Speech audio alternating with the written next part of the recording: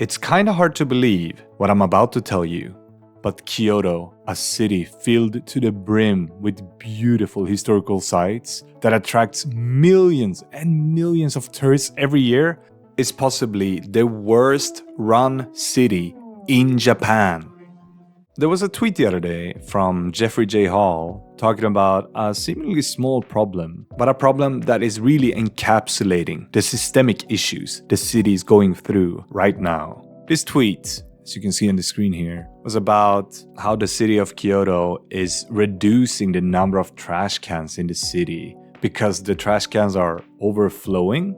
Sounds weird, right? And then that they do have so-called smart trash cans that compacts the trash that do not overflow, but that the local government is so poor that they cannot afford to build these trash cans. And what annoys me so much is that this has been spun into a story about how dirty tourists are. And yes, Japanese people are quite clean and they do not throw trash on the ground, which a lot of tourists do. And yes, Kyoto is a tourism mecca with over 80 million international and domestic tourists visiting there in 2023. But it's not exactly a budget destination. People that come to Kyoto are willing to spend so much money to be there. But the local government can't afford to maintain their trash cans? Yes, you heard that right. Kyoto City, despite being one of the most popular tourist destinations in the world, is broke. How? Well, there's really only one word for it, and that is incompetence.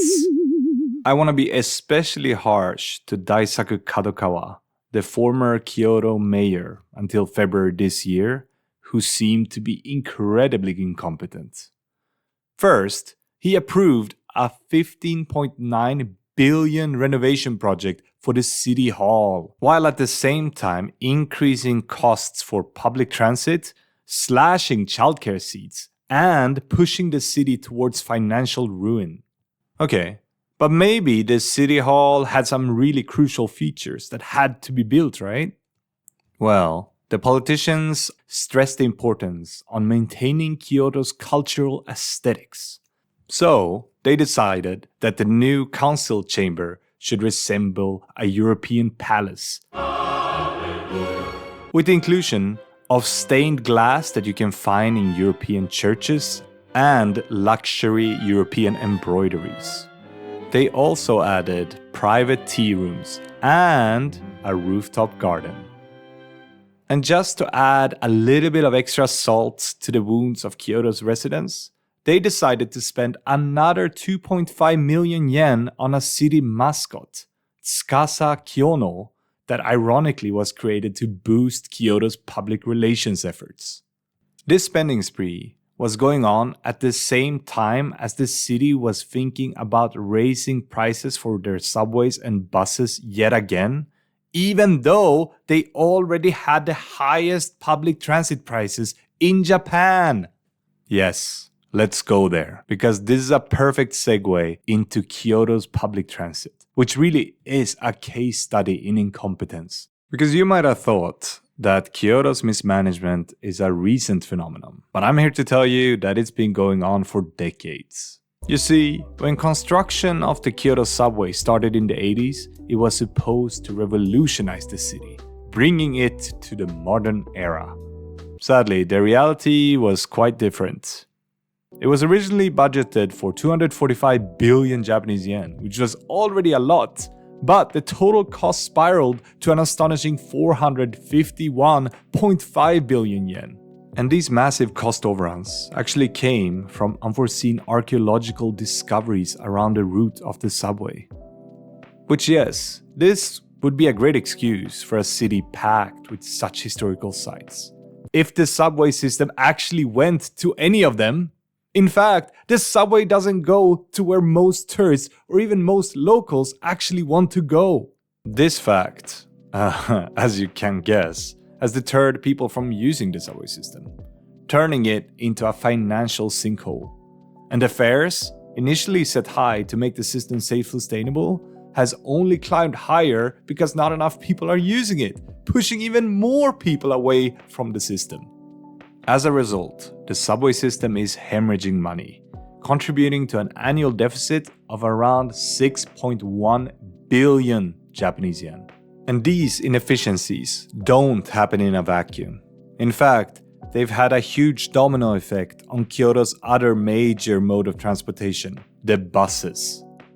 Kyoto's buses have become the default option for both tourists and locals because it's the only way to get to most places in the city. This would be merely an inconvenience for a modern Japanese city. But Kyoto is not a modern Japanese city. In fact, it's the most historical city in the country, with so many narrow, winding streets dating back to the Edo period. These streets were never designed to handle any kind of traffic, let alone massive buses packed to the brim with locals and tourists. And the result? Well, daily commuters and the millions of tourists who visit Kyoto each year are funneled through a bus system that was never meant to support such volumes of traffic. So, what do the politicians do in response? Well, they fuel the "let's blame the tourist" narrative, urging tourists to stop using the buses without offering any viable alternatives. And this tactic seems to be working, with locals constantly venting out their frustrations on Twitter, angrily condemning tourists for crowding their commuter buses. But really, if you're a tourist, what other options do you have? Well, let's step back a bit, because Kyoto's problems are not only the politicians' fault. A significant part of the fiscal challenge that the city faces comes from the very cultural heritage that makes Kyoto so unique. You see, Japan's tax laws exempt any religious site from municipal taxes. Yet, these sites, as any other building, require significant upkeep of surrounding infrastructure, such as roads, electricities, and, yes, transit systems. This issue is obviously compounded in Kyoto, which just has an astonishing number of temples and shrines. With so many properties off the Kyoto tax roll, the city must basically fund all this infrastructure themselves without the financial support of the sites that would ordinarily contribute with property taxes. But let's not give the politicians too much of a break here. Because yes, it is true that Kyoto's multiple religious sites are exempt from property taxes, while still maintaining the benefits of the city's infrastructure. But they are also funding the maintenance for themselves, and they are the main reason why tourists come to Kyoto in the first place. And yet, tourists do not sleep, eat, or shop there. They go to do those things in Kyoto City, which are very much taxed by the local government. And this is where the irony deepens. You see, the city's leadership, rather stupidly, shifts the narrative to blame the very tourism that sustains the economy, painting it as a destructive force. This scapegoating distracts from their own fiscal mismanagement and policy failures.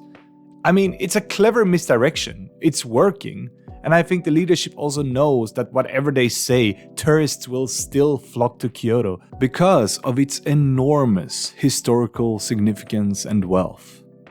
And yeah, here we are, not blaming the politicians for their mismanagement, but instead taking out our anger on the tourists that are flocking the streets.